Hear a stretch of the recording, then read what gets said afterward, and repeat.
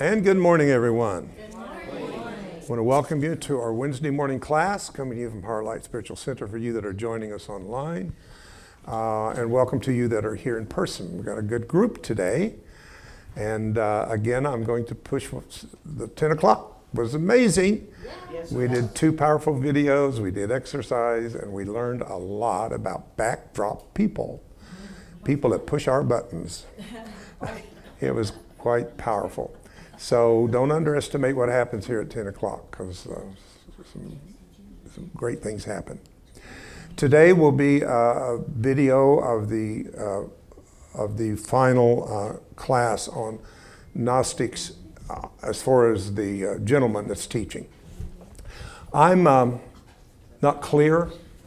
There's much more I feel I want to say that we have not said yet. So I'm not going to promise you this is totally over. But I wanted to try to bring as much of it together for you today as we can through this video of this gentleman who is the teacher of Gnosticism that I have been taking. He is a professor at Ohio State University. He does very well. He's a very good, clear speaker, and it's probably lasted about 30 minutes. So I want to make sure everybody's here, so give me a few minutes just to say a few things. I was looking in the, there's so much we could talk about in the Nag Hammadi library, the books, the lost books. So somebody tell me about that. What is the Nag Hammadi so-called library? What is that about?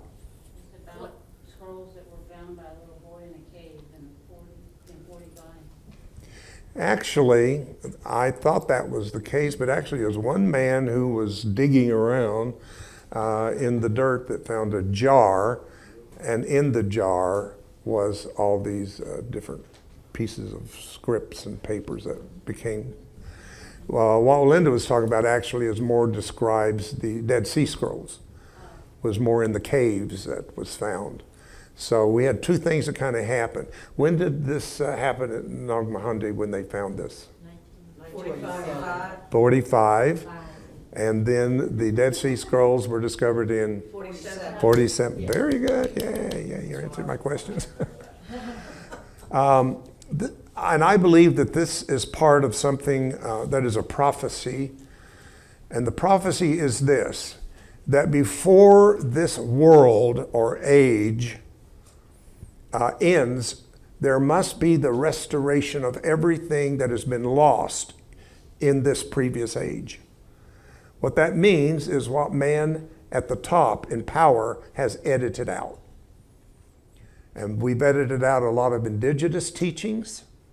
You know, we claimed that they were just a bunch of savages, that they weren't civilized, and so we did not take all of the deep teachings of the indigenous people. So a lot of that been lost. You that was here Sunday was Native American Day, and so I celebrate that around Thanksgiving, just to be mean, I guess. I don't know what it did me, but instead of giving the white European colonizers who said they discovered America, I'm sorry, it had been discovered 20,000 years before they ever landed by the Native Americans and Aztec and more brown people and red people had been here long before the Europeans showed up. So we colonized it, we did not discover it. And to do that, we had to get rid of those that did not look like us or believe like us, and you know. But yet in the last few decades, there has been sort of a revival of Native American culture. Maybe 20, 30 years ago, I started noticing sweat lodges, drumming circles, and all of that started going on. And also from many other things, when we do Tai Chi or we do some of these other things that we do, Aborigine, you know, and all of this has been a misnomer called New Age. Totally a misnomer.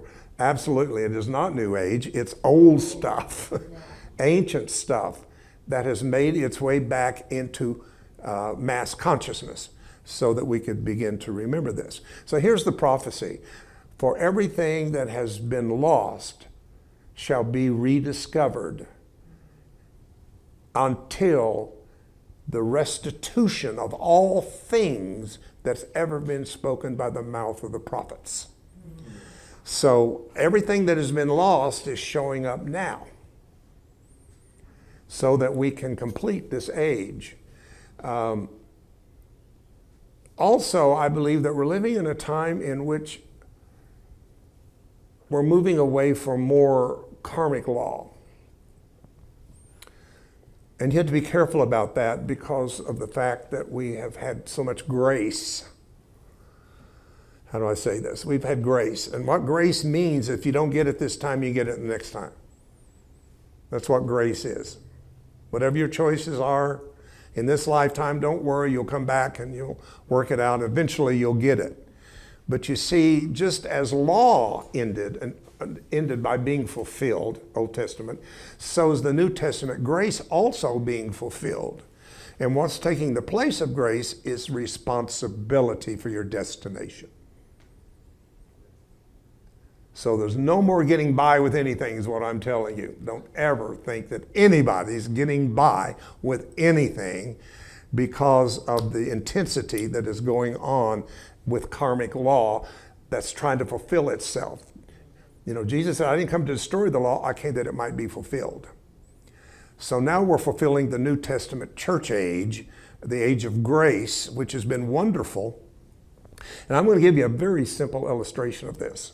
Now, this is back years ago. If you're young, you wouldn't understand what I'm saying. But remember you used to get bills in the mail every month to pay your bills? And it'd be due on the first of the month. But then they would give you a 5 to 10 day grace period.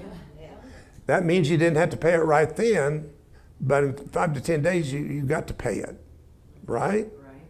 And that's what's happened. We've been in that period of grace, but now it's pay up time. We're not going to get by. We got to pay up all of what we've created, miscreated, all of that is showing up for us. It's here for us. That's the important thing. It's not here for any punishment or whatever. It is here for us to grow and to mature. So I wanted to kind of say that to you, that this is, I think what I'm trying to get over to you and to us is the immense sincerity of the time you're living. You really got to look at your priorities. You can't keep being distracted, even by family issues. Deal with them, but don't let them come to the point of distracting you from your path.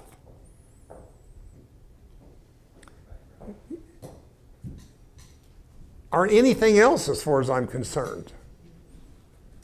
Really, if there's ever a time to fulfill Matthew 6:33, seek ye first the kingdom of heaven, and other things shall be added to you.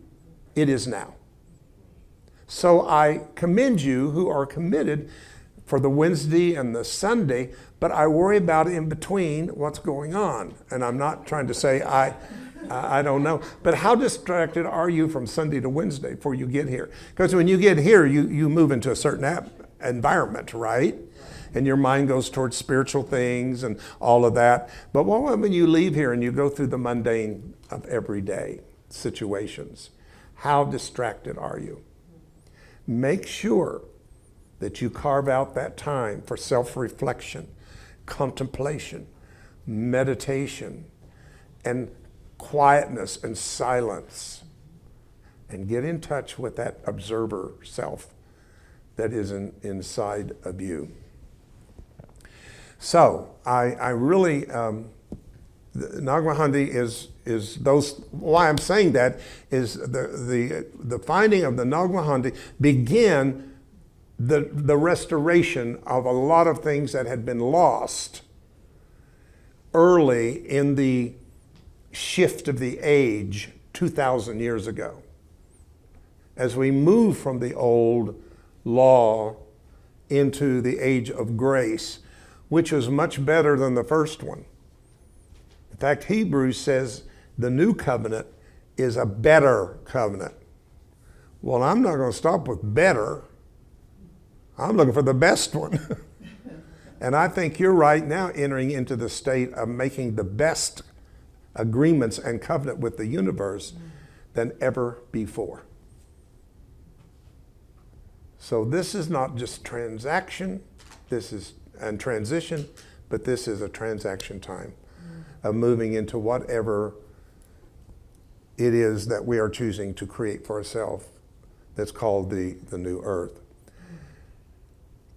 So a part of that would be what was being taught after the portal was opened 2,000 years ago to the higher dimensions that had been sealed up by man and his greed. See? And that's why I love this place that said, John was in the Spirit on the Lord's day, and he found one with a book written within with 7 seals, but the seals had been closed. When religion started forming itself, it started sealing up your chakra system. They didn't teach it. They didn't energetically recognize it. And their teachings went toward closing you up, not opening you up. And that's what dogma and doctrine of religion does. It closes your system. And I'm going to go ahead and tell you a little bit more of what that says. And it says that one wept because one did not find themselves worthy enough to loose the seals. Well, that's been the issue that religion has given us, is making us feel unworthy. That's why they start you out with the doctrine of original sin. You're born a sinner. There's something wrong with you immediately. And all of that teaching that has brought you into lower self-worth. And because of that, we've not entered into certain things that was opened up to us 2,000 years ago because of our self-unworthiness to do it. So that has to be healed. And in a lot of you that are here, that has been healed. And therefore, that seal has been opened in you. And what I'm getting to, I'm trying to say to you is that as it said, and they wept because no one was found worthy to do it. And then the message was, stop crying, dry your tears, for there is one found among you who is worthy. And that one that is worthy is the one in you. The true, authentic self is the worthy self that says, I am worthy to receive all that Spirit has for me. So that's kind of the opening of the third chakra, or the third seal, where personal power is. Personal power. So all of this kind of connects in. So before we show the video, I wanted to read one thing to you out of the Nag Hammadi in the Gospel of Thomas, page 130. Now, the things that you read in here that Jesus said are not always necessarily things that you find what Jesus said in the Bible. The Bible gives you very little about what Jesus said. In fact, they have so edited out and watered down the true teachings of Jesus that the teachings of Jesus is not really there, and what has taken place of the teachings of Jesus is Jesus. You have to worship the man, the flesh, the body, right? And therefore, we've not really studied the teachings of Jesus. And you know this, but 18 years is missing in the Bible of his entire life. My goodness, don't you think he might have said one thing important in 18 years? I would say so. So, things that were said early when he was here, he said secretly to his disciples. He took his disciples aside and taught them secret things that never made it into the Bible. And one of them was Mary Magdalene, who he loved more than all the other apostles. He had an intimate relationship with her. Now, you can interpret that however you want. I don't know. They were lovers. I don't know what it meant. But I just know that if you read this, you will see how much he loved her and how that he told her secrets that he did not tell the men apostles. So she actually, the men slept. Read it. Jesus kept checking on them and he said, why do you sleep? So those are the teachings that are closer to the true teachings before the 3rd century or 4th century, when we begin to organize religion as Christianity. And as far as I'm concerned, all monotheistic religions all come from the same source. I don't know how much I want to get into that. I'll probably get in some trouble with people, but most religions that are major in the world came from monotheistic ideas of kind of the same God. They've given him different names, but it's the same one.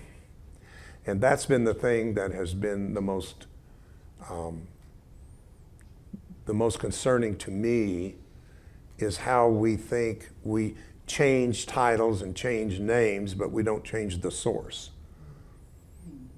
And that's one thing that Jesus was trying to do, and asking us, which Father are you serving? That's what he asked them.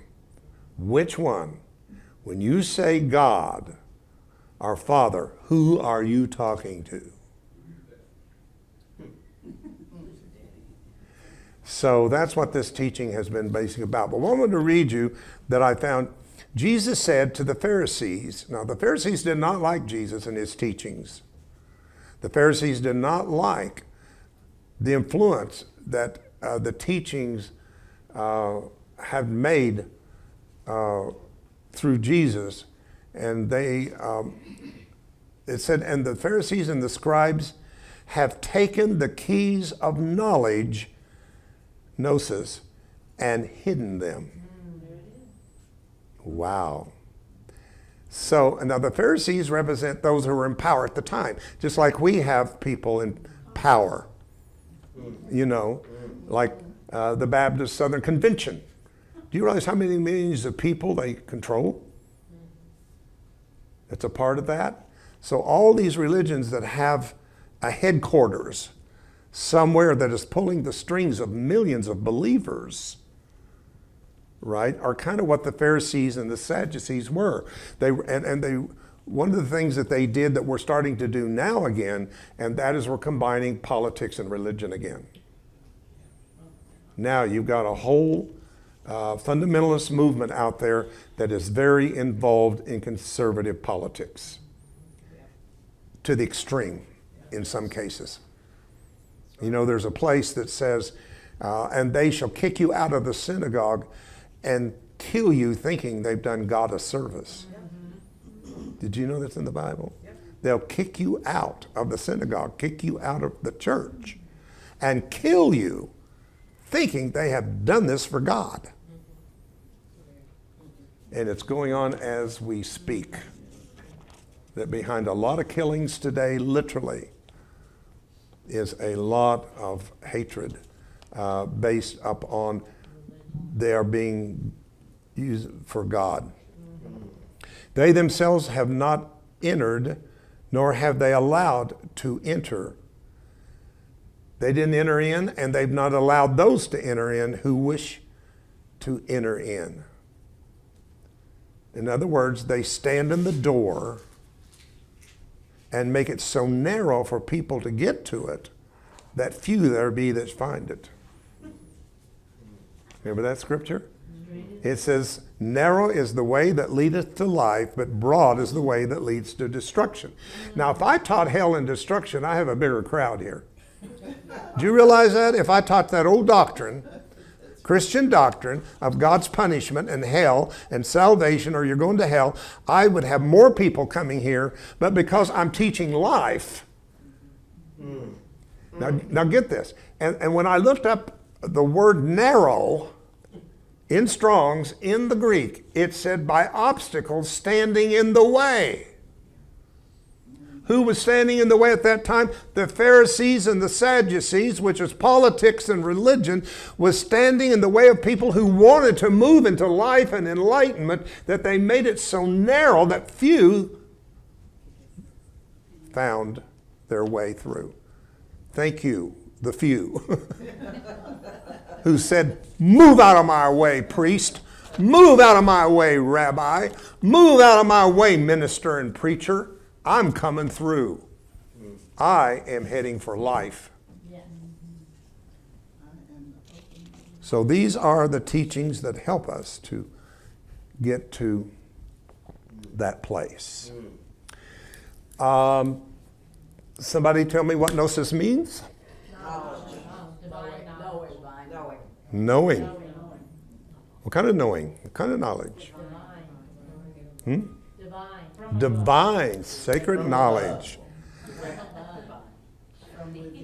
So once divine mind speaks, now here's the thing, divine mind doesn't speak about things like the human mind speaks about things. The human mind can learn, and I've told you this 1,000 times, but it could learn about, say, love. You could learn there are 7 different Greek words in the Bible that mean love. Phileo, agape, on and on and on. And you could be really smart about love. I mean, you could hold a seminar about love and have never experienced the love you're talking about. Because that's what the human brain does. It talks about things. Divine mind is the thing the human talks about. It is the thing.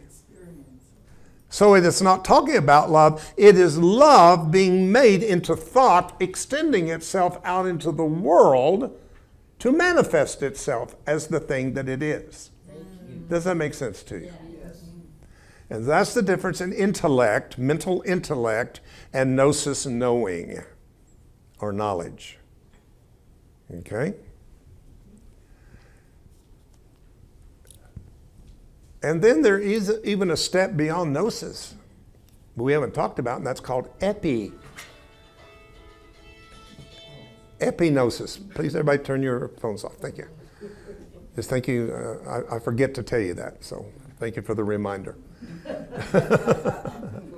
So epignosis. What is epi? Anybody remember? This is a Greek prefix. Environment. Above. Who said that? Above. Epi is beyond or above. That's why we have epigenetics. What does that mean? Above our human DNA, there's another set of ethereal DNA. Right? So above knowledge, there's an epi knowledge. There is the deep knowing.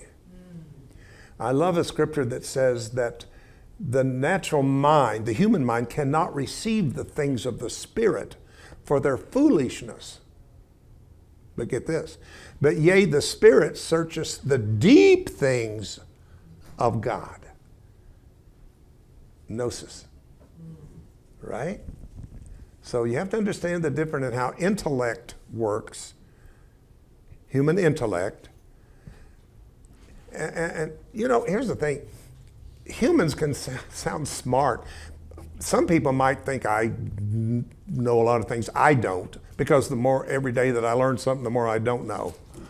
I swear it's a bottomless pit of trying to learn knowledge outside yourself. It just doesn't stop. You can just, you know, I got books everywhere. Everywhere. I've got stuff everywhere. But that's just intellect. Now sometimes when I'm studying something, especially if I'm drawn to it, then it activates my innate inner system, and I have a knowing about what I'm reading. Does that make sense to you? You go, whoa! You have that Yeah, that spark, that knowing. And then what's cool, not cool, but interesting, is that once you have that knowing, guess what jumps in? Your belief system. Remember, the English says, but do we believe? So then you have to make a decision, am I going to stick with what I know or what I believe? And sometimes they're not the same thing. Now that's an opportunity to make an adjustment. You adjust your belief system and raise it to the frequency of your knowing system. Are you with me? Yeah. And I'll close this part because I'm getting ready to go into it. And I've been over this so many times. But what is the benefit of that? You tell them. You've probably heard this longer than anybody here. What happens if I change my belief system and raise the vibratory frequency of my belief system to the knowing? Higher frequency. Knowledge, live to wisdom. It drives cellular replication. It drives, I'm trying to get this to the cellular level. If you'll let me see how we want to stay inside. But I want you to realize that every cell that dies and replenishes itself and restores itself is reading a blueprint. The blueprint is imprinted into your etheric body by your belief system. Therefore, you're constantly recycling your belief system, especially if you don't change it. Then you start affecting the chipping off of your telomeres, which starts aging you and brings you into degeneration. Yeah. And we're trying to say, can we change degeneration back to regeneration? I say we can. And I don't think why we and the reason we haven't is, again, back to where I started, the lack of the commitment. We're not understanding why we're here. Yes, you're a mother. Yes, you're a dad. Yes, you're a sister. Yes, you're a daughter. All of that is your human world story, but that's not your creative story. And when you keep denying your creative story for your form story, then the creative story doesn't get to come in and manifest as your story. Yes. Now, I know this is hard talk.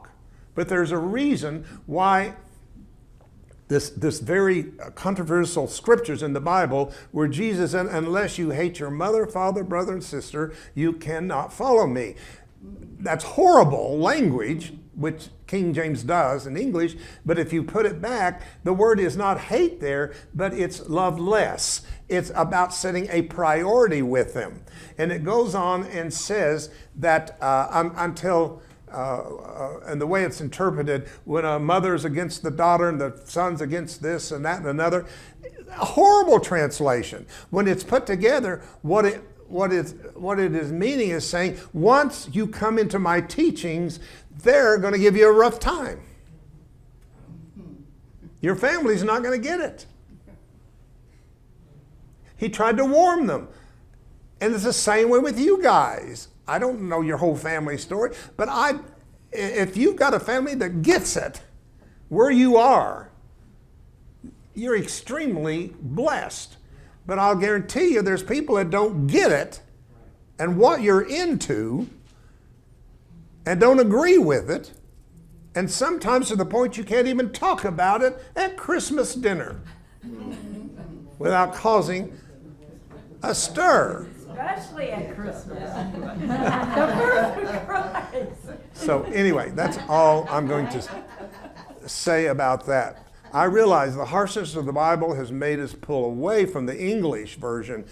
And I'm so sad that any of you back years ago who said, okay, I don't agree with the Bible because you're reading it literally, and then threw it out instead of digging into it and finding the inner spiritual code to it. And that's where metaphysics came in and started helping us with Phil Morris and all of the metaphysical teachers, did a certain job at the time. This is 150 years ago. And I'll tell you, the more I read Charles Fillmore, the more I know that he had a vision way beyond his time that he was here. He talks about electrons and atoms and all. He talks quantum language 150 some years ago. And I tried to tell that to Unity when I was there. Fillmore wants us to go to the next level of understanding his teachings. And that was my message to Unity. Okay, I got to go. So, I hope you enjoyed this today, and I think you will. I hope this puts together some of this that we've been teaching here. So, enjoy. Thank you.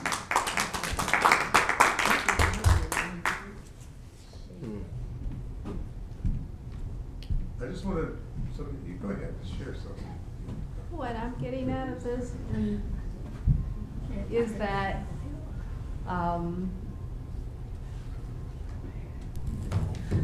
metaphysics is more about what's the hidden underlying meaning of things, you know, and you can be very intellectual with metaphysics. Yes.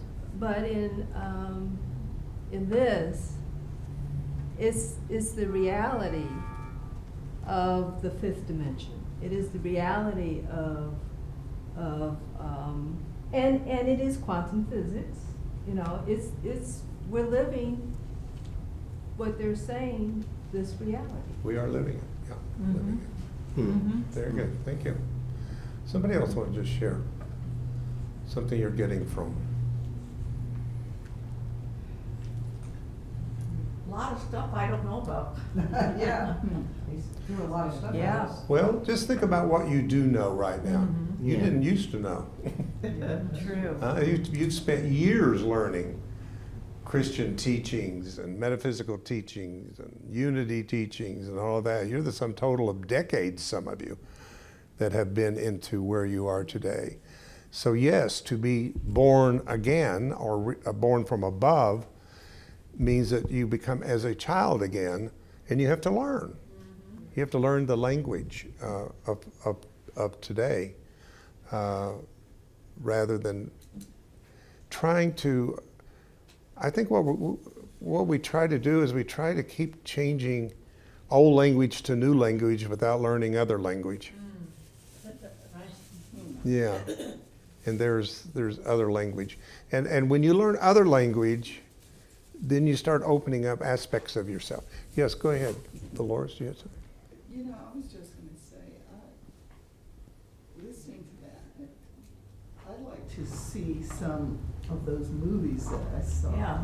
decades ago, see them again. Oh, Yeah. Like, But I there's never saw some- Blade Runner. But I did see Matrix, thanks to you. yeah, but the interesting thing about Matrix is that it's still around and there Yeah. are additions to that. But my children and grandchildren have seen some of those, and I remember when I first saw it, whenever it was, when it first came out. Now I'm amazed thinking about the number of people that I know who told me about it and who really got it at that first one decades ago. Yeah. Yes. That's Yes. very interesting Mhm. to me, you know, and I've read some of this stuff many years ago, and I think not recognizing, like you were saying, some of your early experiences. Oh, That's what it that's was. why I was led to this. Or Right. why Yes. when I was in college at only 17, that I was led to study genetics. And I was like, what is this all about? And I loved the course that I had, and I'm still interested Mhm. in DNA and all of that. Good point. Good point. Excellent point. So there's just a lot to Yeah. this. I think what we're finding out is probably all along we've been touching into Gnosticism didn't know what it was. Exactly. Books that we were attracted to, movies we were attracted to, we just didn't have it.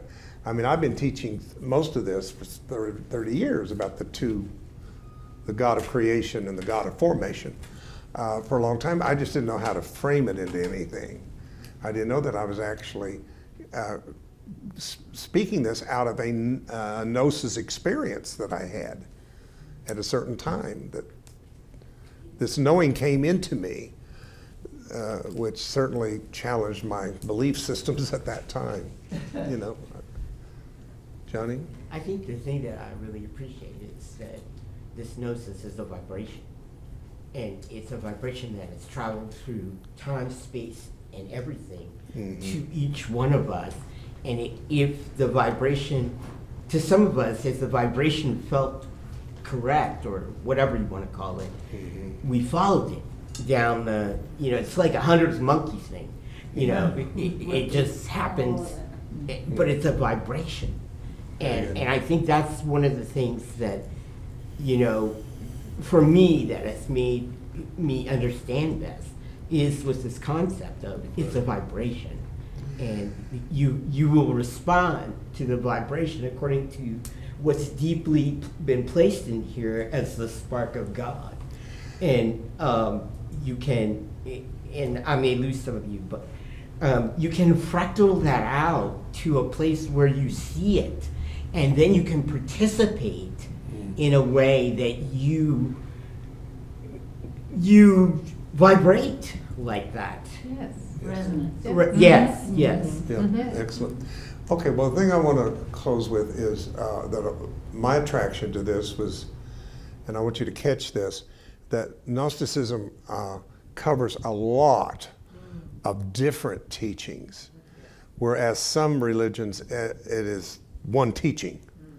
They don't have variety of people among them. You believe their doctrine, you believe their.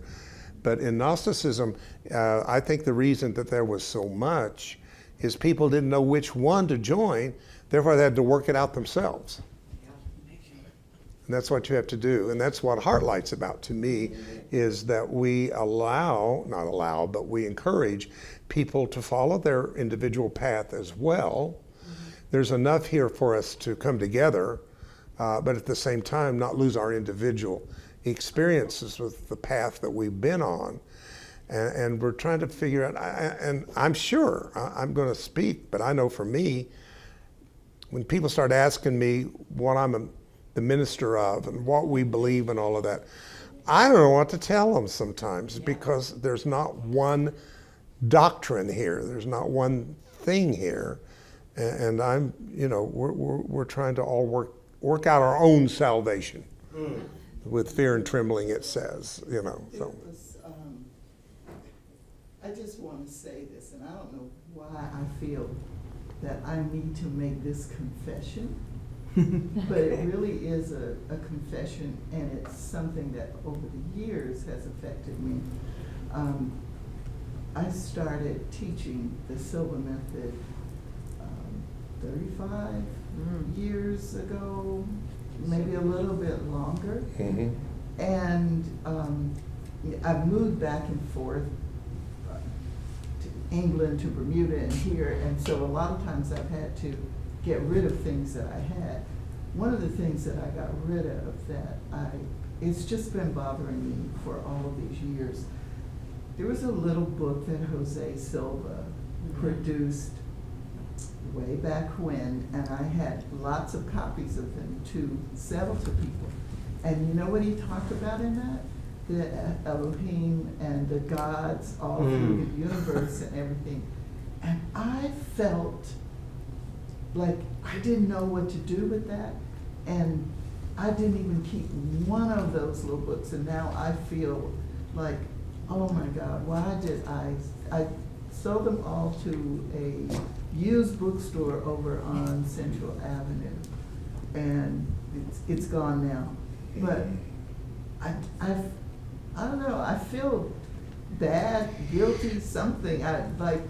What? Can I offer you something? Yes, that's coming to me? please. Spirit, whatever you want to call it, did not want you to get it out of the books. but through Gnosis. That's right. It's, yeah, if you'd have got it out of the books would have been your source of knowledge. There you go. Yep. And therefore, it had to happen in you. It had to be your own experiences of those epiphany moments and things like that. And I'll guarantee you, I don't know, I'll speak for me, I'm in the same boat about a lot of things that I let go of or should not, that I wish I hadn't. So I bet you're not alone here. So don't you do that. You let go of that. What's the name of the book? Move on. Things are right.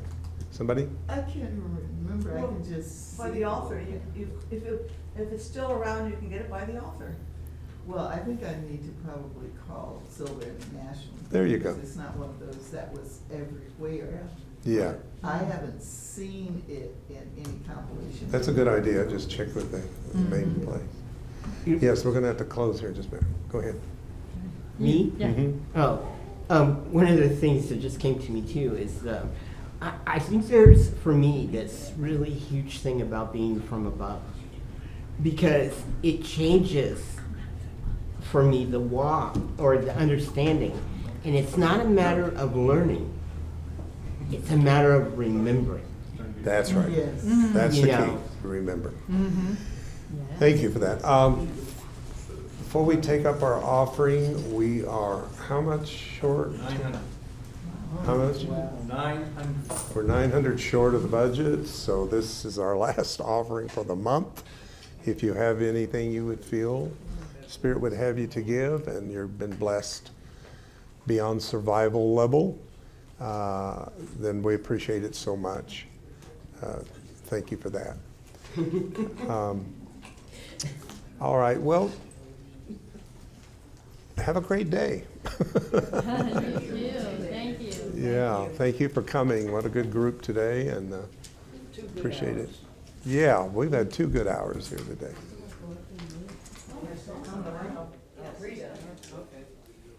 Okay.